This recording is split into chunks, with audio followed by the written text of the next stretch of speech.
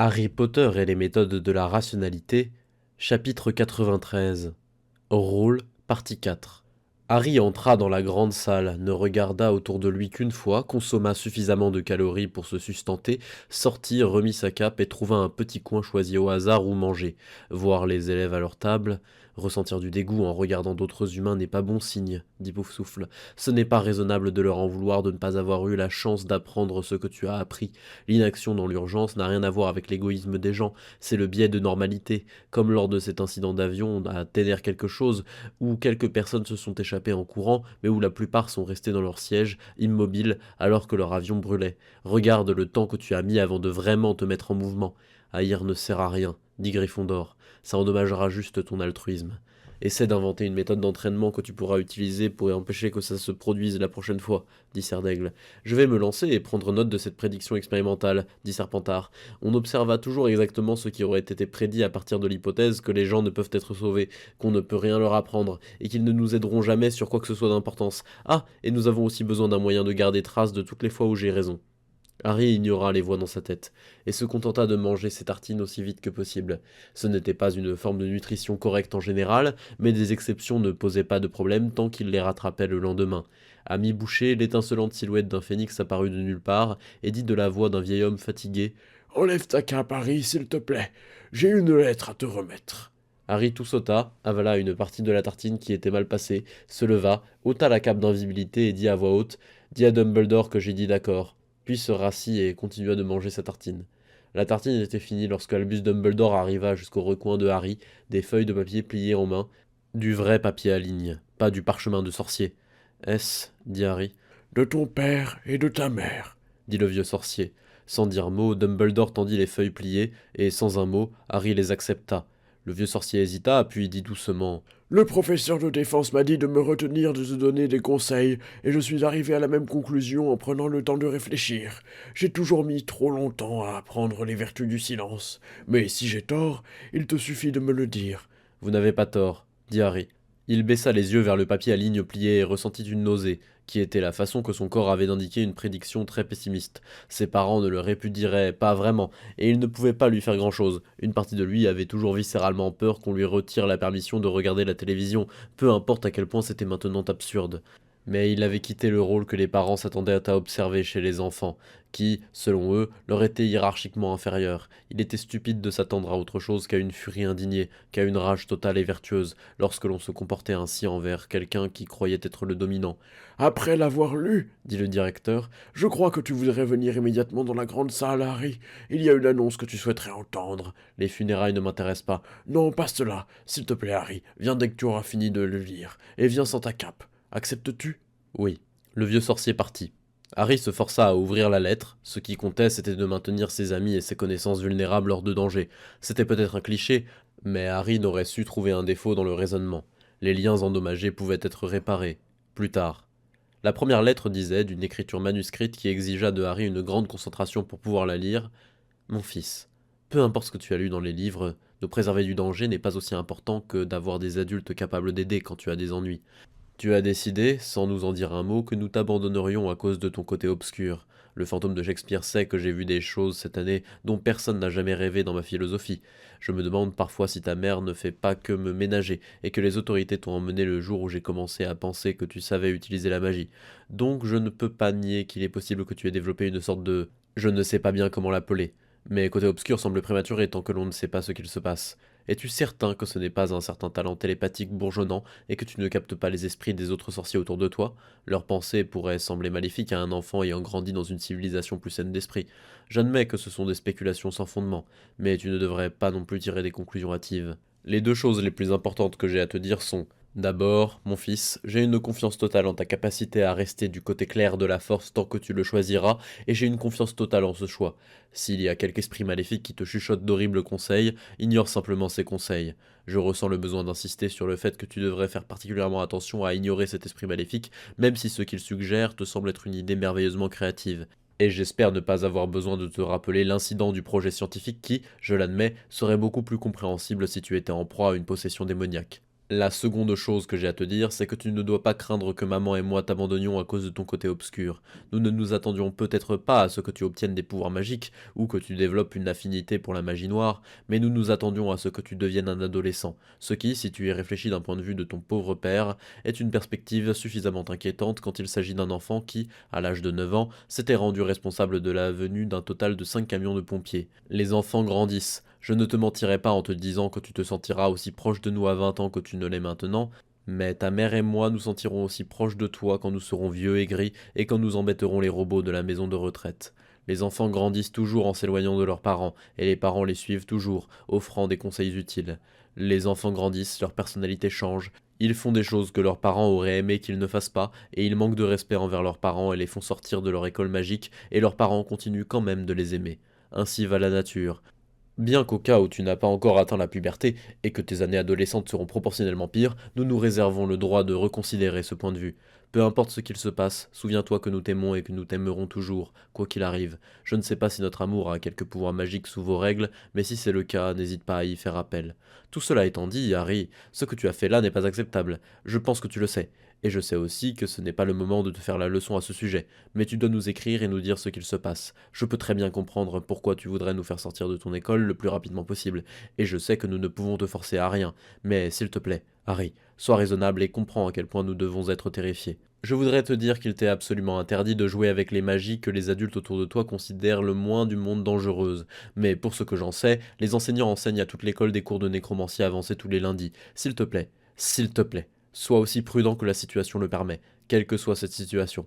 Malgré ton résumé très empressé, nous n'avons pas la moindre idée de ce qu'il se passe, et j'espère que tu nous en écriras autant que tu le peux. Il est clair que tu es par certains aspects au moins en train de grandir, et j'essaierai de ne pas me comporter comme le père des livres pour enfants qui ne fait qu'aggraver les choses, même si j'espère que tu apprécies à quel point c'est difficile. Et ta mère m'a dit un certain nombre de choses effrayantes sur la façon dont le monde sorcier reste un secret, et comment je pourrais nous causer du tort si je faisais des vagues. Je ne peux pas te dire d'éviter tout ce qui n'est pas sûr parce que ton école ne l'est pas et que ton directeur refuse de te laisser partir. Je ne peux pas te dire de n'endosser aucune responsabilité vis-à-vis des événements qui t'entourent, parce que si ça se trouve, il y a d'autres enfants en danger. Mais souviens-toi que tu n'es moralement responsable de la protection d'aucun adulte. Leur rôle est de te protéger, et n'importe quel adulte bon serait d'accord. Écris, s'il te plaît, et dis-nous en plus dès que tu le pourras. Nous souhaitons tous les deux t'aider, désespérément. S'il y a quoi que ce soit que nous puissions faire, dis-le nous aussi vite que possible. Rien de pire ne pourrait nous arriver que d'apprendre que quelque chose t'est arrivé. Je t'aime, papa. La dernière page disait seulement: Tu m'as promis que tu ne laisserais pas la magie t'arracher à moi. Je ne t'ai pas appris à être un garçon qui trahit les promesses qu'il a faites à sa maman. Tu dois revenir sain et sauf, parce que tu l'as promis. Je t'aime, maman. Lentement, Harry abaissa les lettres et commença à marcher vers la grande salle. Ses mains tremblaient, tout son corps tremblait, et il lui semblait très difficile de ne pas pleurer, ce que, sans avoir à se le dire, il savait devoir ne pas faire. Il n'avait pas pleuré de la journée, et il ne pleurerait pas. Pleurer revenait à admettre sa défaite, et ce n'était pas terminé. Il ne pleurerait donc pas. La nourriture servie dans la grande salle ce soir-là fut simple. Des tartines, du beurre, de la confiture, de l'eau et du jus d'orange, du porridge et d'autres pitances. Aucun dessert. Quelques élèves avaient endossé de simples robes noires sans les couleurs de leur maison. D'autres portaient toujours les leurs. Cela aurait dû provoquer des disputes, mais au lieu de cela, il y avait un certain calme. Le son de gens en train de manger sans parler. Il fallait 2 camps pour faire un débat, et l'un des camps, cette nuit, n'avait pas vraiment goût au débat. La directrice adjointe Minerva McGonagall s'assit à la grande table et ne mangea pas. Elle aurait dû le faire, peut-être le ferait-elle bientôt, mais elle ne pouvait pas se forcer à le faire maintenant. Pour une Gryffondor, il n'y avait qu'une seule voie. Il n'avait fallu que peu de temps à Minerva pour s'en souvenir quand, après les exhortations du professeur de défense, son esprit était demeuré vide de complots à tenter. Ce n'était pas la voix des Gryffondors, ou peut-être aurait-elle dû dire que ce n'était pas sa voix. Albus semblait bien s'essayer au complot, et pourtant, lorsqu'elle repensait à leur histoire, il n'y avait pas de complot lors des moments de crise, pas d'astuce ou de plan de dernier recours. Pour Albus Dumbledore, comme pour elle, la règle in extremis était de décider de la bonne chose à faire et de la faire, peu importe le coût pour soi, même si cela signifiait dépasser ses limites, changer de rôle ou se défaire de son image de soi. C'était le dernier recours des Gryffondors. Elle vit Harry se glisser discrètement à l'intérieur par une entrée latérale de la grande salle. Il était temps. Le professeur Minerva McGonagall se leva de sa chaise, redressa la pointe usée de son chapeau et marcha lentement jusqu'au pupitre situé devant la grande table. Le bruit de la grande salle, déjà minime, se tut entièrement lorsque tous les élèves se tournèrent pour la regarder. « Vous savez tous, dit-elle d'une voix pas tout à fait assurée, que Hermione Granger est morte. Elle ne prononça pas ces mots à voix haute, puisqu'ils le savaient tous. Quelqu'un est parvenu à faire entrer un troll dans le château de Poudlard sans activer les systèmes de sécurité. Ce troll est parvenu à faire du mal à une élève sans activer les systèmes de sécurité avant qu'elle ne meure. Des enquêtes visant à déterminer comment cela a pu avoir lieu sont en cours. Le conseil d'administration se réunit pour déterminer la façon dont Poudlard réagira à ceci. Justice sera rendue en temps et en heure. En attendant, une autre question de justice doit immédiatement être traitée. George Weasley et Fred Weasley, venez, s'il vous plaît, avancez-vous devant tout le monde. Les jumeaux Weasley échangèrent des regards, assis à la table Gryffondor, puis ils se levèrent et marchèrent vers elle, lentement, avec réticence, et c'est alors qu'elle se rendit compte que les jumeaux Weasley s'attendaient à ce qu'elle les exclue. Ils pensaient sûrement qu'elle allait les exclure. C'était là l'œuvre de l'image du professeur McGonagall qui vivait dans sa tête. Les jumeaux Weasley marchèrent jusqu'au pupitre en la regardant avec des visages effrayés mais résolus, et elle sentit quelque chose dans son cœur se fissurer encore un peu. « Je ne vais pas vous exclure, dit-elle, et elle fut plus attristée encore en voyant leur air surpris. Fred Weasley, George Weasley, retournez-vous, faites face à vos camarades, laissez-les vous regarder. Toujours l'air surpris, les jumeaux Weasley s'exécutèrent. Elle s'arma de toute sa volonté et dit ce qu'il y avait à dire. « J'ai honte, dit Minerva McGonagall, de ce qu'il s'est passé aujourd'hui. J'ai honte que vous n'ayez été que deux. Honte de ce que j'ai fait à Gryffondor. De toutes les maisons, c'est Gryffondor qui aurait dû aider Hermione Granger quand elle en avait besoin, quand Harry Potter en appelait aux braves pour qu'il l'aide. C'est vrai, un étudiant en 7e année aurait pu retenir le troll des montagnes tout en cherchant Mademoiselle Granger, et vous auriez dû penser que la directrice de la maison Gryffondor, sa voix se brisa, croirait en vous si vous lui désobéissiez pour faire ce qui était juste, dans des circonstances qu'elle n'avait pas prévues.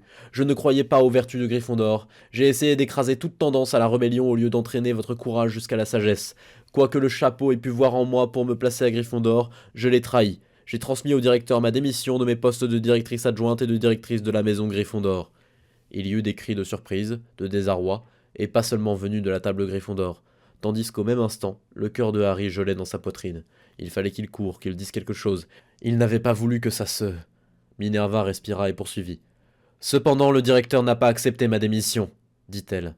Je continuerai donc mon travail et essaierai de défaire ce que j'ai façonné. Je dois parvenir à trouver un moyen d'enseigner à mes élèves comment faire ce qui est juste, pas ce qui est sûr, pas ce qui est simple, pas ce qu'on nous dit de faire. Si tout ce dont je suis capable est de vous apprendre à rendre vos devoirs à l'heure, autant ne pas avoir de maison Gryffondor. Cette voie sera plus difficile pour moi, et peut-être pour nous tous, mais je sais à présent que jusqu'ici, je ne faisais que suivre la voie de la facilité. » Elle s'écarta du pupitre et descendit pour rejoindre les jumeaux Weasley. « Fred Weasley, George Weasley, dit-elle. Vous n'avez pas toujours fait ce qui est juste. Le chemin vers la sagesse n'est pas semé de défis éhontés et inutiles envers l'autorité. Et pourtant, aujourd'hui, vous avez prouvé être les derniers de notre maison à avoir survécu à mes erreurs, parce que c'était la bonne chose à faire. Vous avez défié la menace d'expulsion et avez risqué vos vies face à un troll des montagnes. Pour votre courage stupéfiant qui fait honneur à votre maison, je vous décerne à chacun 200 points pour Gryffondor. » Encore cet air surpris sur leur visage, encore la douleur, comme une lame à travers son cœur. Elle se retourna pour faire face aux autres élèves. « Je ne décernerai aucun point à Serre d'Aigle, dit-elle. Je devine que M. Potter n'en voudrait pas. Si j'ai tort, qu'il me corrige et prenne autant de points qu'il le souhaitera. Mais pour ce que ça vaut, M. Potter, je suis... » Elle hésita. « Je suis désolé. »« Arrêtez !» hurla Harry. Puis encore. « Arrêtez !» Le mot râpait sa gorge. « Vous n'avez pas à faire ça, professeur. » Quelque chose en lui se tordait, menaçait de s'ouvrir grand comme des mains immenses qui l'auraient saisi pour l'ouvrir en deux. Et vous ne devriez pas oublier Suzanne Bones et Ron Weasley. Eux aussi ont aidé. Ils devraient aussi recevoir des points. Mademoiselle Bones et le jeune Weasley, dit le professeur McGonagall. Rubeus ne m'a rien dit de cela. Qu'ont-ils fait? Mademoiselle Bones a essayé d'étourdir Monsieur Hagrid quand il a essayé de m'arrêter, et Monsieur Weasley a tiré sur Neville quand Neville a essayé de m'arrêter. Ils devraient aussi avoir des points, et Neville aussi. Harry n'avait pas pensé à y songer, à la façon dont Neville devait maintenant se sentir, mais à l'instant où il y pensa, il sut. Parce que Neville a essayé de faire quelque chose, même si ce n'était pas juste. Faire ce qui est juste est la deuxième leçon. On peut commencer à la pratiquer après avoir appris à faire quelque chose tout court. 10 points pour Poufsouffle, Mademoiselle Bones, dit le professeur McGonagall d'une voix qui se brisa à mi-phrase. 10 points à Gryffondor, Ron Weasley. Votre famille a de quoi être extrêmement fière aujourd'hui. Et 10 points à Poufsouffle pour Neville Londubat, pour avoir fait face à Monsieur Potter et avoir fait ce qu'il pensait juste. Vous ne devriez pas hurla une jeune voix à la table Poufsouffle, suivie d'un unique hoquet. Harry regarda dans cette direction et revint rapidement au professeur McGonagall avant de dire d'une voix aussi assurée que possible. En fait, Neville a raison, on ne peut pas décerner littéralement 0 point pour avoir agi correctement tout en envoyant le mauvais message, mais il était à mi-chemin, alors il devrait plutôt avoir 5 points. Le professeur McGonagall eut l'air, l'espace d'un instant, de ne pas savoir quoi dire. Puis ses yeux se dirigèrent vers Neville, et elle dit « Comme vous le souhaitez, monsieur Potter. Qu'y a-t-il, mademoiselle Bones? Harry regarda et vit que Susan Bones s'était avancée, qu'elle essuyait ses yeux, et la Poufsouffle dit En fait, professeur McGonagall, le général Potter ne l'a pas vu, mais le capitaine Weasley et moi n'avons pas été les seuls à tenter de nous interposer face à monsieur Hagrid après que Harry soit sorti, avant que certains des élèves les plus âgés ne nous arrêtent, mais nous sommes parvenus à ralentir monsieur Hagrid pendant une minute pour que le général Potter puisse partir. Vous devez leur donner des points à eux aussi, dit Ron Weasley depuis la table de Gryffondor, ou je n'en accepterai aucun. Qui d'autre dit le professeur McGonagall d'une voix peu stable. 7 autres enfants se levèrent. Que disait notre côté Serpentard? Qu'il prédisait que rien ne fonctionnait jamais? Dit Poufsouffle. Quelque chose craqua en Harry, si bien qu'il dut faire usage de toute sa force pour se retenir.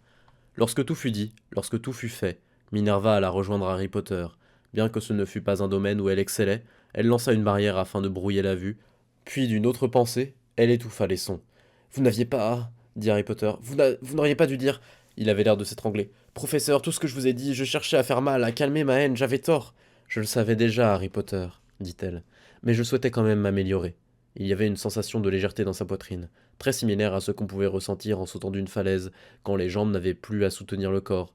Elle n'était pas certaine de pouvoir faire ça. Elle ne savait pas comment le faire, et pourtant, pour la première fois, il lui sembla possible que Poudlard ne devienne pas une triste chimère de ce qu'elle avait été le jour où elle deviendrait sa directrice.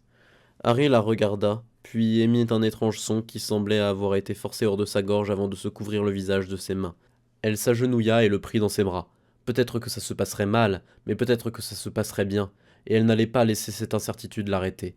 Il était temps qu'elle commence à apprendre le courage d'un Gryffondor afin qu'elle puisse ensuite l'enseigner. Avant, j'avais une sœur, chuchota-t-elle. Juste cela, rien de plus. Juste pour être sûr, dit une partie de Harry pendant que le reste sanglotait dans les bras du professeur McGonagall. Ça ne veut pas dire qu'on a accepté la mort de Hermione, hein? Non, dit tout le reste de son être. Chaque partie de son esprit est d'un accord unanime, le chaud, le froid, ainsi qu'un lieu caché fait d'acier. Jamais, jamais. Et un vieux sorcier pour qui cette barrière n'était rien les regarda tous deux, la sorcière et le jeune sorcier en larmes. Albus Dumbledore souriait, une étrange tristesse dans les yeux, comme quelqu'un qui aurait fait un pas de plus vers une destination prévue.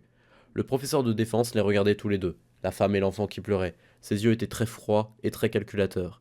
Il ne pensait pas que cela suffirait. Ce n'est que le lendemain matin qu'il fut découvert que le corps de Hermione Granger avait disparu.